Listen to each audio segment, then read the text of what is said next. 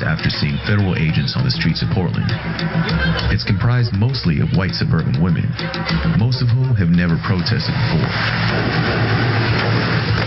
I don't think my anger is going to change. I think I'm always going to have that same level of being pissed off. Smile! Nearly a year ago, her 23-year-old son Elijah stop right there. Died just days after police confronted him as he walked home from a convenience store. My name's Elijah McClain. This is my home. His family calls it excessive force. Officials called it justified. Elijah's case was closed, disappearing from headlines. The fires have started. The feds have come out. They're shooting more and more tear gas. It's really starting to escalate right now. But then you can see the moms, all the moms are still out here. They haven't moved. They're staying put. They knew this was coming. They knew the tear gas was coming. They're not going anywhere. In the space of just a few days, Portland's Wall of Moms, organized by Bev Barnum, have experienced things that most American civilians will never see.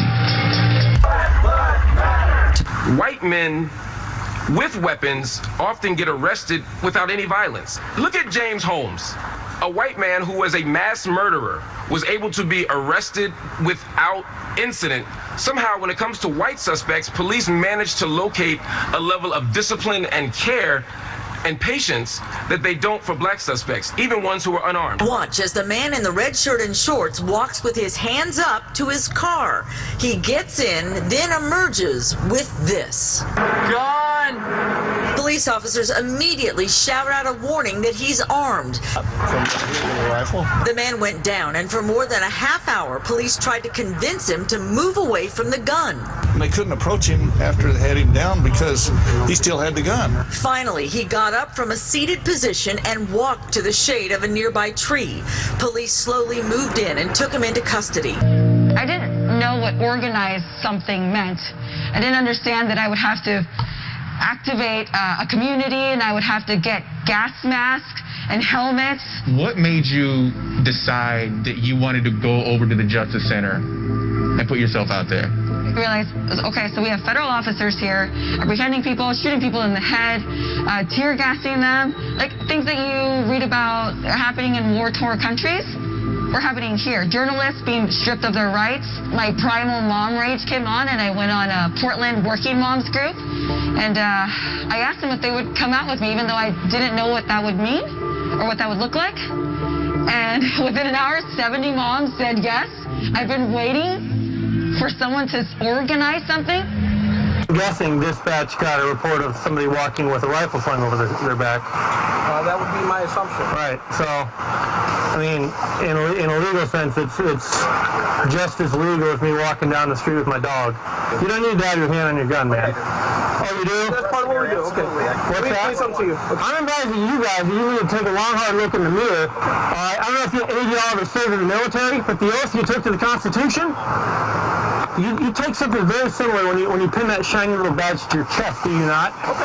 Does that mean anything to you? It does. It does. Does it? It does. Yes, sir. How about you, sir? It does. How about you? Hey, Mr. Earp, how about you? Come on, Wyatt, answer my question.